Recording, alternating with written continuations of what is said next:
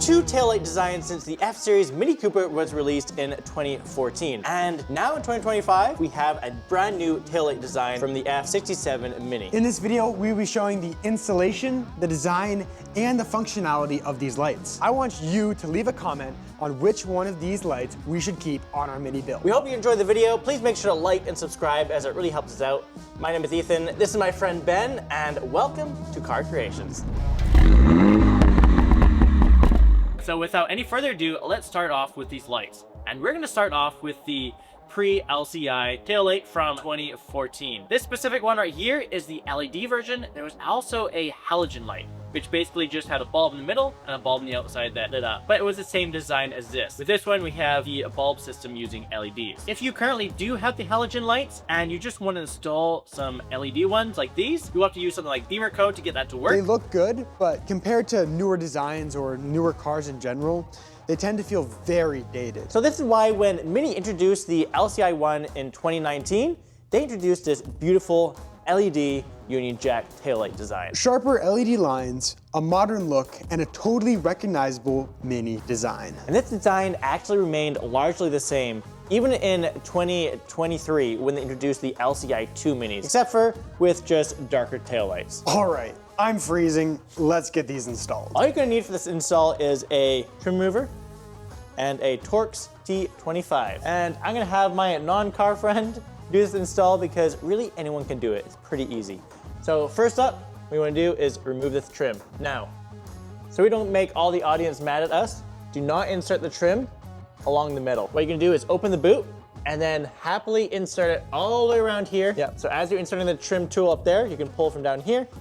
And I'll give you a little hint. Trim wants to come out and slide this way. As he's doing this, I just wanna let you know that there is a high chance you could break this trim piece. So make sure you factor that into your budget.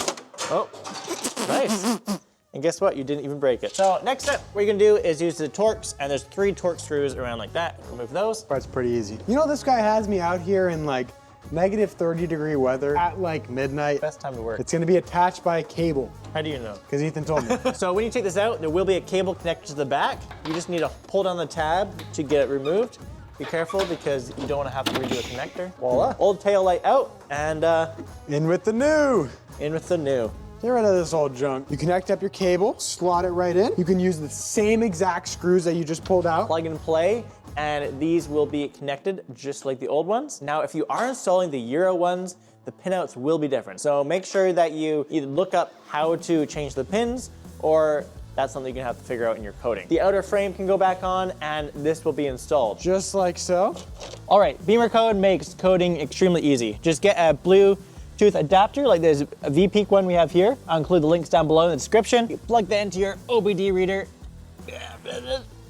Why am I grunting like this? This is not very hard at all. Turn the ignition on your car. Now, obviously, we're in the middle of fixing this car, so there's gonna be a lot of errors. We're just gonna ignore all that. Continue, can figure out what we have in here. All right, so once we're on here, we're just gonna go down to body domain controller. All right, we're here, finally. First step is to go down to lights, and then you just wanna make sure that the inner tail lights and the outer tail lights and the turn signal are all converted to LED, and you should be good. I did that with this car, and it's all working fine, so I think we're set. Now, this doesn't work for every car. Once again, if you have issues with this, you might actually have to code your car in the expert mode, and the instructions for that are online, or you can get someone with easy to remote into your car and get that coded professionally. All right, let's see these tail lights in action. Once these boys are all coded up, you'll notice it nearly feels like a brand new car. Well, nearly, because in 2025, Mini released a brand new set of cars. We have the F66, we have the F65, and we have the F67. And they all have brand new taillights, with the F66 and the F65 having triangle ones. Really were not everyone's cup of tea, and neither would they fit on these cars. They did have a cool function where you could actually change the taillight design through the infotainment system. However, Mini did not bring the triangle taillights to the F67, which is the convertible, because it would cost way too much money to change the back of the convertible. So what they did is take the triangle taillights that could change to different modes and all that kind of stuff, and they fit it into one of these, which, if you notice, is the same size as what we have here. So theoretically then, we should just be able to, with some coding, just swap them on, right? Well, unfortunately, not that easy. That's right. We tried, and unfortunately, the electronics of the new Mini are completely different. So I didn't think that we'd ever see these cool taillights retrofitted to these older cars until recently, when an aftermarket company basically re-engineered these taillights and brought the new F57 design and implemented them to work on older F-Series Minis, which is super exciting, and that's where we are today. These, as well as looking like the new taillights, have the same function of being able to change the mode of them. So literally, with an app, you can actually change the 3 different modes that you can through the infotainment system of the new cars. So we'll show you how that works later on in the video, but right now, let's get this installed. Once again, it's just gonna be plug and play, and no coding should be necessary for this. They actually have a capacitor so that if you have halogen or anything else like that, have no errors on your dash whatsoever, and they're not gonna flicker, and they're not gonna cause you any issues. They also knew that people removing these pieces of trim may break them. So they gave us new blacked out trim to go with these lights. We'd like to thank Archaic Lighting for sending these over. They look amazing, and I can't wait to have them installed on my Mini. If you are interested in these taillights, I include the Amazon links down below, and you can get these set up for your Mini, and you also can experience the brand new 2025 taillight dream of changing the modes of your taillights. Lift from the bottom here. All right, he said it, not me. Huh, it worked. Pull your 3M tape, and then you can stick it right on in your car. You can stick it really anywhere, it doesn't really matter. And then you want to connect up your connectors, same as your old taillight, super, super simple. Once you do that, it's the same system as putting your screws in. And don't forget, the new trim piece. Now that we've installed everyone, let's see how they all compare. Starting with the pre-LCI version from 2014 all the way to 2018. As you can see, the pre-LCI lights are soft and the brake lights are just functional. And finally, we get to the turn signals, and as you can see, basic. Next, we have the LCI1 and LCI2 version from 2019 all the way to 2023. The running lights are defined and iconic. The brake lights are bold and clear, and the turning signals have a cleaner LED response. Finally, we get to the F67 version from 2025 into the future. So really, we have 3 modes here. We have mode 1, then we have mode 2, then we have mode 3, that load. As you can see, these F67 lights are bright, as well as the most modern lights Mini has ever produced. And what do they look like with brake lights? So turning the brake light on, it is both bold and eye-catching. And you can see that with all the different modes. So I'm gonna go back to the modes. Here's the other mode, and then finally here.